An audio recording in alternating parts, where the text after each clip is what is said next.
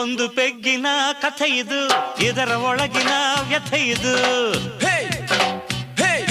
ದೇವದಾನವರ ಸೈನ್ಯವು ಕಡಲು ಕಡೆಯುವ ಸಮಯವು, ಜನಿಸಿತು ನೋಡಿ ಸುರಪಾನ, ಆಯಿತು ಲೋಕಕ್ಕೆ ಮಧುಪಾನ. ಸೃಷ್ಟಿಯೇ ನೀಡಿದ ಶಾಪವಿದು, ದೇವರೇ ಮಾಡಿದ ಪಾಪವಿದು. ಇದರ ಮುಂದೆ ದೇವರು ಗುಲಾಮ, ನಾನು ಇದನ್ನು ಆಳೋ ಸಾರ್ವಭೌಮ. ಈ ಮಾತು ಸುಳ್ಳಲ್ಲ, ಹುಡುಕನ ಬರವಣಿಗೆ. ಕುಡಿಯೋದೇ ನನ್ನ ವೀಕ್ನೆಸ್, ಆದರೆ ನ್ಯಾಯಕ್ಕೆ ದುಡಿಯೋದೇ ನನ್ನ ಬಿಸಿನೆಸ್.